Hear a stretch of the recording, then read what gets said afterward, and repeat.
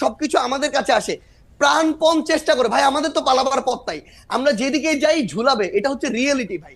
আমি আমি আপনি এমন জায়গাতে আমার নিয়ে আইলেন। হুম এই ছেলে আমার 3 জেনারেশনের ছোট ছেলে মানুষ, তার সাথে আমি মুক্তিযুদ্ধ আদর্শ বাম ডান কিছুই থাকবে না, সব মিলেমিশে করতে হবে। শুধু এদেরকে নেতা ওরা বুঝবে কয়েকদিন পরে। ওই যে এরা যেমন 6 মাস পরে বুঝছে যে একটা মুক্তিযুদ্ধ ছিল, তাদের নেতা মাহফুজ আলম বলছে 6 মাস লাগবে না, এরা 1 মাস পরেই বুঝবে আরো কি কয় এরা। আমি এই কথাটা বলে দিলাম, বাবারা তোমরা ভালো থাকো। এর আগে কোনো মহান নেতার সাথে আমি বসি না, আমি আগে আগে জানলে মহিউদ্দিন সাহেবরে আমি অন্য কিছু বলতাম। শোনো তুমি কথাটা, ফাউন্ডেশন কি বুঝায়? একটা বিল্ডিং এর ফাউন্ডেশন, বাংলাদেশের ফাউন্ডেশন কি? বাংলাদেশ নামটা কিভাবে হলো, কিসের মধ্য দিয়ে বাংলাদেশ? এটা তো নামটা ছিল পূর্ব পাকিস্তান, এটা বাংলাদেশ হলো কেমনে? তুমি 47-কে বলতেছো আজাদির যুদ্ধ, আজাদির যুদ্ধ তো 52 সনে শেষ হয়ে গেছে। 52 সনে আইসেই তো স্লোগান হয়ে গেল আমার মায়ের ভাষা কেড়ে নেওয়া যাবে না, যখন পাকিস্তানিরা পাঞ্জাবিরা আমাদের ভাষা কেড়ে নিতে চাইলো। মাত্র 5 বছরের মাথায় তো সব শেষ হয়ে গেল। এরপরে 52 থেকে যে তোমার সাথে কি বলবো, 69 71, তোমার বাবার জন্ম কত সনে আমি জানি না, আরো পরে হবে, আমার চেয়ে ছোট হবে তোমার বাবা। তুমি একটা কথা মনে রাখবার চেষ্টা করো, ইতিহাস বাদ দিয়া বাংলাদেশের এই যে 62 64 66 69 71 বাদ দেয়া, শুধু তোমরা এসে একটা আন্দোলনে জয়লাভ করে ফেলছো এবং আন্দোলনের মাথায় তোমরা দাঁড়াইছো। এই ফসলটা কিন্তু বপন করছে জমির মধ্যে বিএনপি সহ বিরোধী দল, বীজ ফালাইছে বিরোধী দল, চারা লাগাইছে বিরোধী দল, হালিবাজ দিছে বিরোধী দল, ধান হলুদ করছে পানি দিছে বিরোধী দল। তোমরা এসে 1 মাসে কাইটা দিছো, 1 মাসে কাইটা দিয়ে তোমরা মনে ফজলু ভাই একটা ছোট প্রশ্ন করতে চাই। আপনি যাদেরকে বলতেছেন ওরা আইসা কাইটা দিছে, ওরা না আসলে আপনারা কি কাটতে পারতেন? একদম একদম, হয়তো বা আরো 15 দিন পরে হইতো, আরো 1 মাস পরে হইতো, কিন্তু হতো না। কে বলছে? আমার সন্তানের মতো। আমি যখন ছাত্রলীগের প্রেসিডেন্ট 80 সনে, ওই সময় বুধ ও জন্মগ্রহণ করে নাই। আমি 80 সনে ছাত্রলীগের প্রেসিডেন্ট, 83 পর্যন্ত এরশাদ বিরুদ্ধে আন্দোলনের আমি প্রধান নেতা। যেদিন জয়নাল জাফর মুজাম্মেল কাঞ্চন দীপালি শাহ, আমি প্রধান নেতা, আমি একা বক্তৃতা করছি। এগুলো তো এদেরকে বলে লাভ নাই তো এইসব কথা। তুফাইল আহমদরা কারা, শাহ মুয়াজ্জেমরা কারা, নূরে আলম সিদ্দিকে মুক্তিযুদ্ধ কারা করছে? এরা কি আন্দোলন সংগ্রাম করে এরা কি আন্দোলন করেই কইছে আমাকে মন্ত্রিসভায় নেও আর আমার কথায় রাষ্ট্র চলবো? এরা তো গিয়ে এখন গ্রামে গ্রামে বৈশা থাকে, ওই যে সমন্বয়কের নামে জেলায় জেলায় কি করতেছে তারা। এখন দল করবে, আমি তাদেরকে অভিনন্দন জানাই রাখলাম। বাবারা একটা দল করো, তোমাদের দল অনেক বড় হোক, সব মানুষ তোমাদেরকে ভোট দেখ, তোমরা মানুষের কাছে যাও, গিয়া তোমরা দেশ চালাও। কিন্তু আমাদেরকে নিয়ে, আমাদের মুক্তিযুদ্ধ নিয়ে কটাক্ষ করিয়া যা ইচ্ছা তা বলবা যে আমরা মাপ চাইতে হবে, এখন মুসলমানরা আল্লাহর কাছে মাপ চাইতে হবে, মুক্তিযুদ্ধের যে কথাটাও আমাদেরকে সহ্য করতে হবে, এবং এই কথার পিছনে জামাত ইসলাম নাই এটা আমাকে ধরতে হবে। এটা কে বলছে? জামাত ইসলাম সব কিছুর পিছনে আছে, যেখানে তোমরা বলো শিবির আছে সমস্ত কিছুর পিছনে। তবে একটা কথা তোমাদেরকে বলি, এই দিন কিন্তু দিন না, this is not the last. এই মুভমেন্টই লাস্ট মুভমেন্ট না, কিন্তু এই গেমটা কিন্তু ফাইনাল গেম। তোমরা যেটা বলতেছো may not be final game in the history, এটা সেমিফাইনাল ফার্স্ট রাউন্ডও হইতে পারে না। কিন্তু ফজলু ভাই আপনি কি ওদেরকে বেনিফিট অফ ডাউট দিবেন? ওরা তো প্রত্যাহার করলো, এবং কেউ তো আজকেও হান্নান মাসুদ ওই লেখার কথা আপনি বলতেছে, আজকেও হান্নান মাসুদ বলতেছে যে ও শাস্তি দাবি করে, যে লেখক এই লেখা লিখছে ও দাবি করে যে এডিটর এটা দেখা দেখে নাই সেটার। এটা তো ওর অবস্থান, অনেকেরও অবস্থা। কার কাছে দাবি করে? জামাতের কাছে। শাস্তি কি জামাতের মতো একটা মেথডিক্যাল দল, একটা ক্যাডার ভিত্তিক দল তো 1 সেকেন্ড লাগে শাস্তি নিতে, জামাতের নিচে কতদিন হয়েছে? আপনি তো নিচে নেই তো, বরং জামাত শিবিরের সেক্রেটারি যে, আমি আপনাকে কি বলবো, সভাপতি যে যেভাবে আমি হেলালের সাথে তর্ক করছে, আজিজুল বাড়ি হেলালের সাথে, মুক্তিযুদ্ধ যে সঠিক ছিল না এটা কি ছিল, এইসব কুকথা আকথা বা ওই যে কুযুক্তি আমি তো এই ছেলেদের সাথে আলাপ করতে না না, রাজি না আপনি তো। ছেলেদের সাথে আলাপ করেন না, আপনার কথা বাংলাদেশের সবাই শুনতেছে, এই মুহূর্তে 13,000 জনের বেশি এতে লাইভ দেখতেছে। আপনি আমাকে একটা কথা বলেন, আপনি বাংলাদেশের একজন, মানে আমি কি বলবো, সবচেয়ে সাহসী মুক্তিযোদ্ধাদের একজন, মুক্তিযোদ্ধার একজন কমান্ডার। আমাদের যে 54 বছর পরে আইসা মুক্তিযুদ্ধের গুরুত্ব ওদেরকে বুঝাইতে হইতেছে, আপনি যাদেরকে 2 প্রজন্মের পরের, 3 প্রজন্মের পরে, আমারও 2 প্রজন্মের পরের যাদেরকে এটা বুঝাইতে হইতেছে, এর জন্য কি আমরা দায়ী না? আমরা মুক্তিযুদ্ধটাকে কোন জায়গায় নিয়ে গেছিলাম? আমরা সব জায়গায় 100% দায়ী। 54 বছরের মুক্তিযুদ্ধকে সবাই আপনি আমার ওই বক্তব্য শুনবেন। জি। আমি আমার সন্তানকে বলবো, ওই যে আমি বলছি যে প্রথম দিন থেকেই মুক্তিযুদ্ধের ট্রেনটা ভুল লাইনে উঠছিল। শুনছেন আপনি আমার এই বক্তব্যটা? এটা আমি কারে বলছি? আমার একটা আফসোস কি জানেন, যেই কথা আপনি ধরেন 1972, 73, 74 সালে আপনি বলতেছেন, 30 বছর 35 বছরের একটা দুর্দণ্ড প্রতাপশালী যুবক, সেই কথাই যখন আবার ওরা বলে, ওর কাছাকাছি কথা বললে আপনি এটা সহ্য করতে পারতেছেন না, এটার কারণটা কি আসলে? না, ওরা তো মুক্তিযুদ্ধটাকে মাকে অস্বীকার করে। মাকে যে অস্বীকার করে সে সন্তান না। আমি তো মাকে অস্বীকার করি না। আমি বলি আমার মাকে ভুল পথে নেওয়া হয়েছে, আমি বলি সেইটা। আমি তো মাকে অস্বীকার করি না, তো মা অস্বীকার করে। তাই নাকি? আমি মুক্তিযুদ্ধ তো অস্বীকার করি না, আমি বলি মুক্তিযুদ্ধের ট্রেনটাকে ভুল পথে চালানো। আমি বলি তো সেইটা। শুধু ট্রেন ভুল পথে চালানো না, মুক্তিযুদ্ধের নাম কইরা মানে শোষণ, জনতোষণ, দুর্নীতি। মুক্তিযুদ্ধের নাম করে লাভ হয়েছে। ওই যে ছেলে এখন কথা বলতেছে, হ্যাঁ, ইউনিভার্সিটিতে পড়ে বা অনেক সুন্দর সুন্দর কথা বলে, এরা কথা বলে মুক্তিযুদ্ধ না হইলে ভুল ত্রুটি যত কিছু 54 বছর বলেন, বাঙালির সন্তান কিন্তু জেনারেল ওয়াকারুজ্জামান হইতো না, বাঙালির সন্তান কিন্তু সিনিয়র সচিব হইতো না, বাঙালির এই দেশে আদমজি, ইস্পাহানি, দাউদ, বাওয়ানির সাইকেলের গাড়ি দেখতাম, তার নাতিদের গাড়ি। আমাদের সেই ছেলে যে এখন ওদের যে নেতা হাসনাত আব্দুল্লাহ, আমি তাকে ধন্যবাদ দিব। সে বলছে আমি 4 কোটি টাকা দামের গাড়ি দৌড়াই। 4 কোটি টাকার গাড়ি বাঙালি ছেলেদের থাকতো না। আদমজির নাতি রোলস রয়েস গাড়ি আমাদের দেখতে হতো। মুক্তিযুদ্ধ হয়েছে বলেই বাঙালি বলতে পারে 36,000 কোটি টাকা চুরি করার মতো সুবিধা হয়েছে। না হইলে দাঁড়ায় দাঁড়ায় দেখতে হইতো পাঞ্জাবিরা কি করে দেশ লুট করে, আর আমাদের মেয়েদেরকে নিয়ে গিয়ে সুন্দর সুন্দর বাগনা বানায়। মুক্তিযুদ্ধ সবটা খারাপ এই কথাটা আমি বলবো না। আমার মনে যে ভুল হয়েছে, কিন্তু মুক্তিযুদ্ধ সবটা খারাপ। মুক্তিযুদ্ধ হওয়ার ফলেই বাংলাদেশ নামে একটা দেশ হয়েছে, বাঙালি জাতির একটা রাষ্ট্র হয়েছে। বাস দ্যাটস অল। আমি আপনাকে শেষবারের মতো আসবো 1 মিনিটের একটা প্রশ্ন করার জন্য। সেই প্রশ্নটা হচ্ছে এরকম যে আপনি বাংলাদেশের রাজনীতির, যেটা আমি প্রথমেই করেছিলাম, যে 54 বছরের মধ্যে কোন সময়টা বাংলাদেশ রাষ্ট্র হিসাবে মুক্তিযুদ্ধের আদর্শে পরিচালিত হয়েছে বলে আপনি মনে করেন? আমি বলি তো সেইটা। শুধু ট্রেন ভুল পথে চালানো না, মুক্তিযুদ্ধের নাম কইরা মানে শোষণ, জনতোষণ, মুক্তিযুদ্ধের নাম করে লাভ হয়েছে। ওই যে ছেলে এখন কথা বলতেছে, হ্যাঁ, ইউনিভার্সিটিতে পড়ে বা অনেক সুন্দর সুন্দর কথা বলে, এরা কথা বলে মুক্তিযুদ্ধ না হইলে ভুল ত্রুটি যত কিছু 54 বছর বলেন, বাঙালির সন্তান কিন্তু জেনারেল ওয়াকারুজ্জামান হইতো না, বাঙালির সন্তান কিন্তু সিনিয়র সচিব হইতো না, বাঙালির এই দেশে আদমজি, ইস্পাহানি, দাউদ, বাওয়ানির সাইকেলের গাড়ি দেখতাম, তার নাতিদের গাড়ি। আমাদের সেই ছেলে যে এখন ওদের যে নেতা হাসনাত আব্দুল্লাহ, আমি তাকে ধন্যবাদ দিব। সে বলছে আমি 4 কোটি টাকা দামের গাড়ি দৌড়াই। 4 কোটি টাকার গাড়ি বাঙালি ছেলেদের থাকতো না। আদমজির নাতি রোলস রয়েস গাড়ি আমাদের দেখতে হতো। মুক্তিযুদ্ধ হয়েছে বলেই বাঙালি বলতে পারে 36,000 কোটি টাকা চুরি করার মতো সুবিধা হয়েছে। না হইলে দাঁড়ায় দাঁড়ায় দেখতে হইতো পাঞ্জাবিরা কি করে দেশ লুট করে, আর আমাদের মেয়েদেরকে নিয়ে গিয়ে সুন্দর সুন্দর বাগনা বানায়। মুক্তিযুদ্ধ সবটা খারাপ এই কথাটা আমি বলবো না। আমার মনে যে ভুল হয়েছে, কিন্তু মুক্তিযুদ্ধ সবটা খারাপ। মুক্তিযুদ্ধ হওয়ার ফলেই বাংলাদেশ নামে একটা দেশ হয়েছে, বাঙালি জাতির একটা রাষ্ট্র হয়েছে। বাস দ্যাটস অল।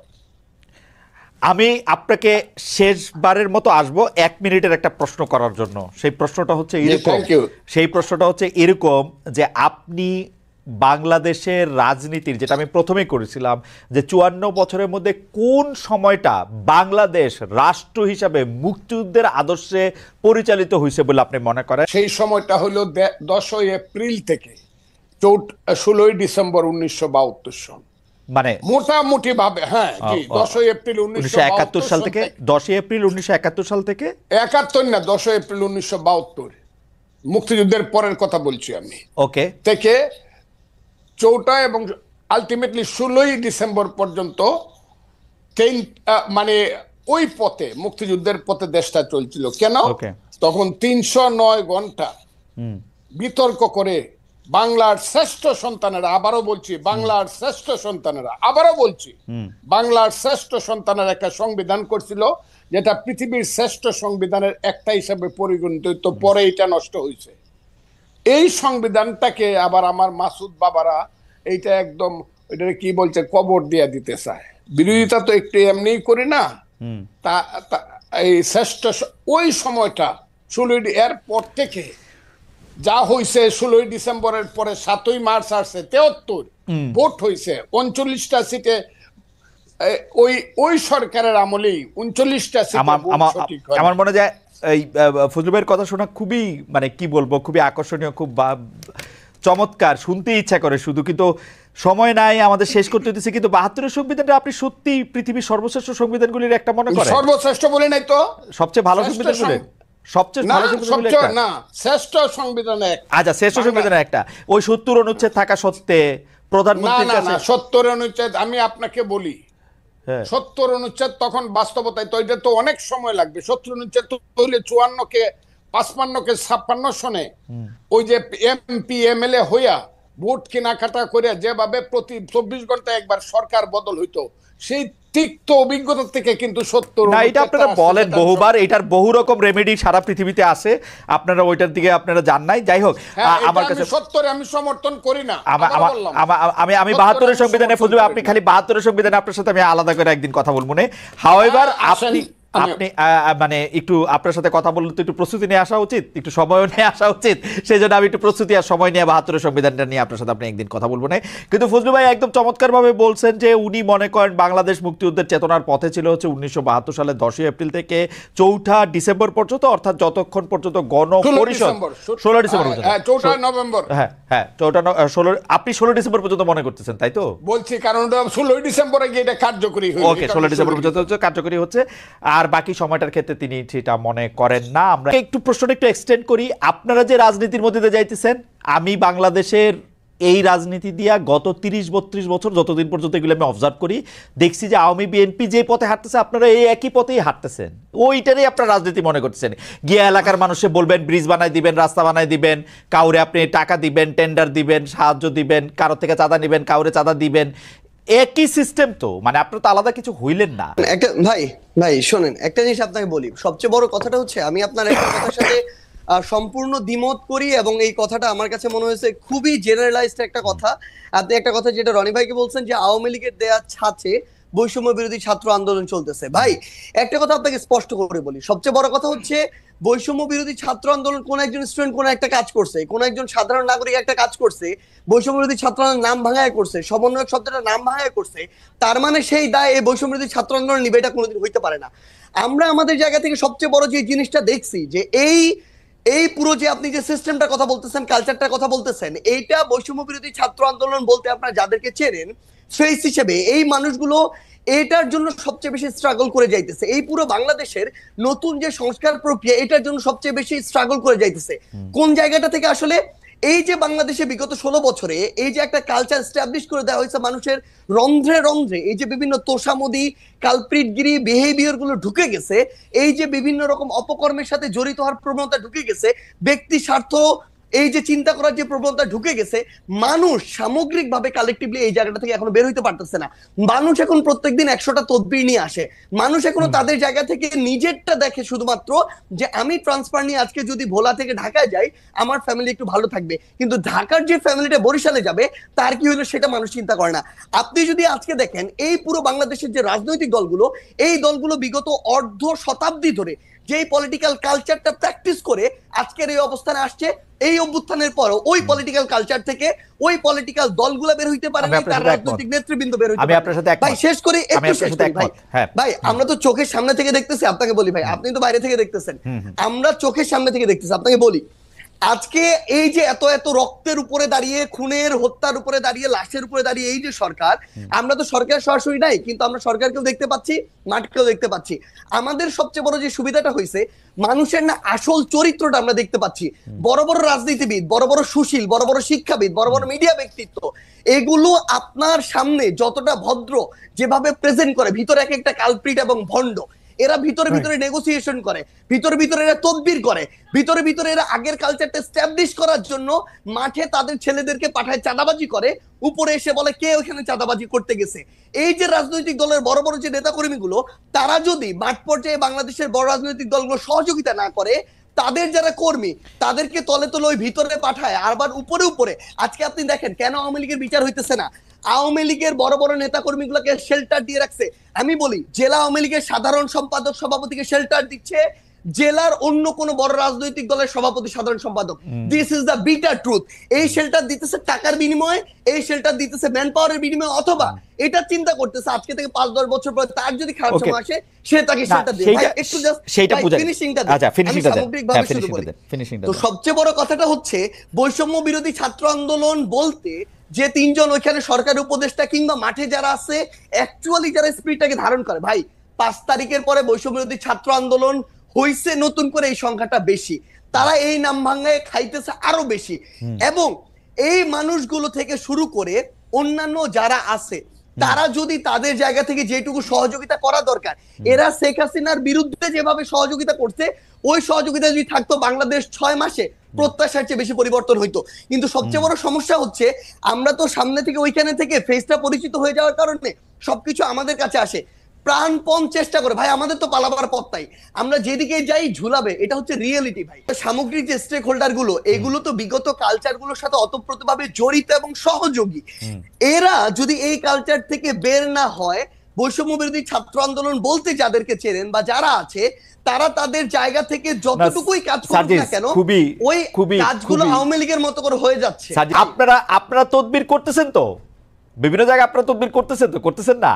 আসতেছে আপনাদের কাছে ভাই, শুনেন ভাই, আসতেছে 100টা, হ্যাঁ করতেছি না ভাই। আপনি একটা রেফারেন্স বের করে দেখাবেন যে এই তদবিরটা করছি।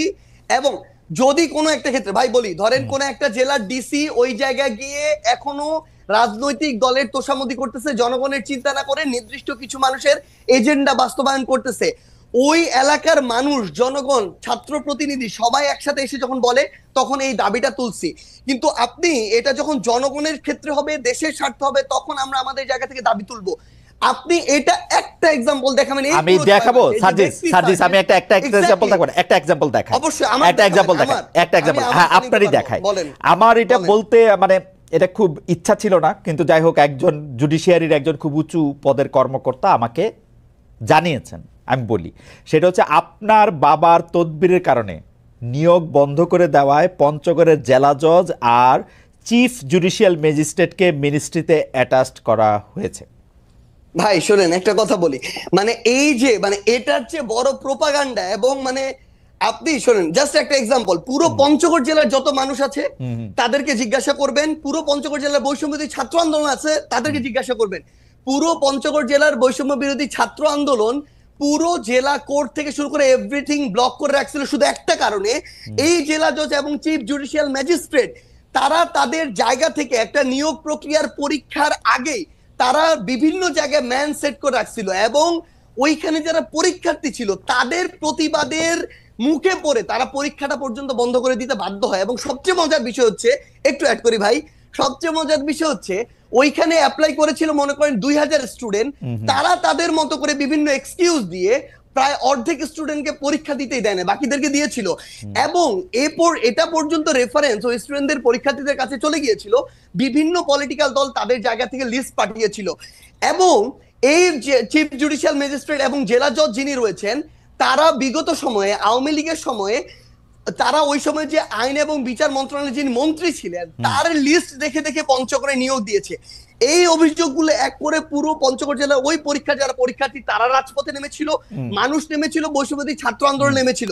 কোন সিঙ্গেল একজন পার্সন যদি এটা বলতে পারে, ভাই আমিও বলতে পারি, খালেদ মহিউদ্দিন ভাই বিগত সময়ে এরকম অনেক কঠিন কঠিন টকশো করেছেন, কিন্তু তারপরও আওয়ামী লীগের বিরুদ্ধে কঠোর হন নাই। সাপোজ এটা এরকম আসতেছে, এই জন্য ভাই 100 কোটি টাকা পেয়েছিলেন, এটা আমি বললাম, কিন্তু এটা কোনদিন সত্য হইতে পারে না।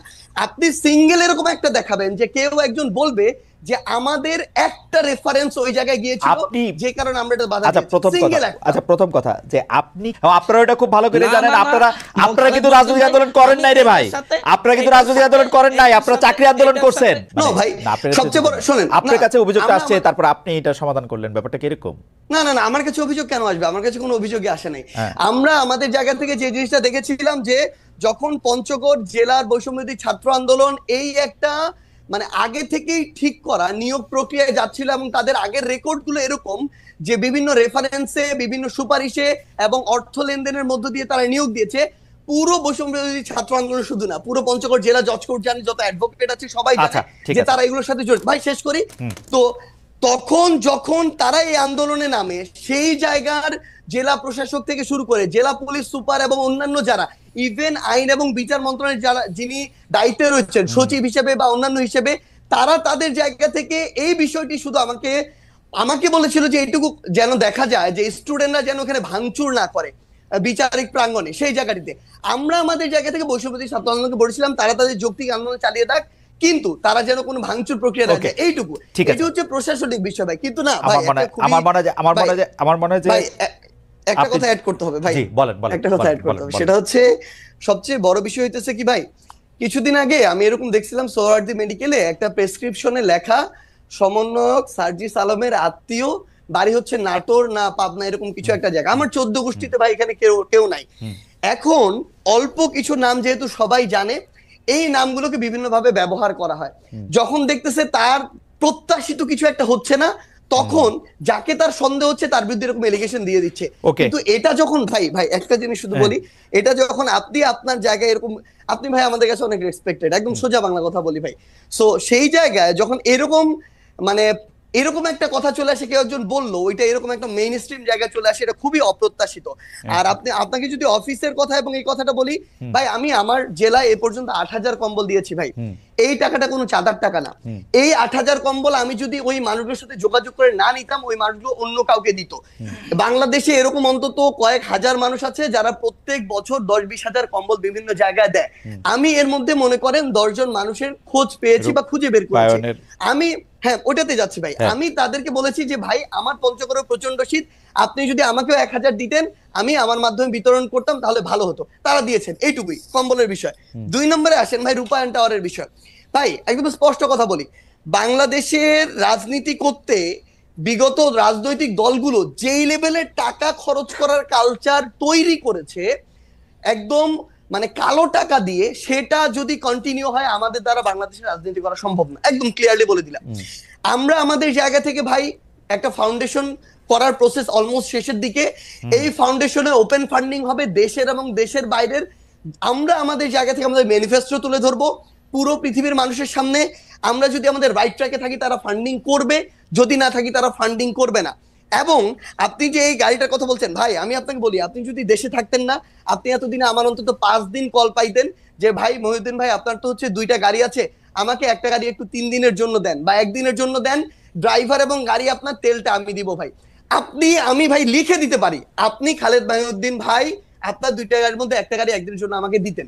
এরকম আমাদের বাংলাদেশে এই অভ্যুত্থান পরবর্তী সময় হাজার হাজার মানুষ আছে ভাই, যে 16 বছর পরে একটু হাত ছেড়ে নিঃশ্বাস নিচ্ছে। এই মানুষগুলোর ওই সামর্থ্যটুকু আছে। এই মানুষগুলো এখন লক্ষ লক্ষ কোটি কোটি টাকা তাদের উপরে যে চাঁদা। দর্শক, এতক্ষণ আমরা আমাদের কথাগুলো শুনছিলাম। আসলে বৈষম্যবিরোধী ছাত্র আন্দোলনের ব্যানারে যারা রাজনীতি করছে বা এনসিপি যারা তৈরি করেছে এবং তাদের রাজনীতির যে এখনকার অবস্থা, তাদের ওনারা কিন্তু বেশ শঙ্কায় আছেন। কারণ হচ্ছে প্রিভিয়াস গভর্নমেন্ট চলে যাওয়ার পরবর্তী সময়গুলোতে তারা রাজনীতিতে বিভিন্ন পালা বদলে কিন্তু রাজনীতিতে তারা নানাভাবে অ্যাক্টিভ হওয়ার চেষ্টা করছে এবং সেই জায়গায় দেশের পরিস্থিতি বিভিন্ন প্রেক্ষাপট তার হচ্ছে বিভিন্ন ঘটনার একটি ঘটনা ঘটছে, যেটি অনেক দুঃখজনক এবং মানুষের মনেও কিন্তু অনেক কষ্টের ছাপ ফেলছে এইসব ঘটনাগুলো। তো সেই জায়গায় আমরা বলবো রাজনীতির এখনকার প্রেক্ষাপটে একটি সুন্দর এবং সামাজিক অবস্থান দাঁড় করতে গেলে এবং রাজনীতির ভবিষ্যৎ সুন্দর করার ক্ষেত্রে যে বিষয়গুলো করতে হবে সেটি যদি ইন্টার গভর্নমেন্ট ডক্টর মোহাম্মদ ইউনূসের জায়গা থেকে করতে না পারে, এটি কিন্তু জাতির জন্য দুঃখজনক হবে এবং জাতির যে আশা ভরসার জায়গা থেকে অনেকে যে স্থানটা পেয়েছে সেটা যদি সঠিক ব্যবহার উনি করতে না পারে বা তার উপদেষ্টা যারা আছে ওনারা যদি করতে না পারে, তাহলে কিন্তু মানুষ হতাশায় ভুগবে এবং দেশ হতাশায় ভুগবে।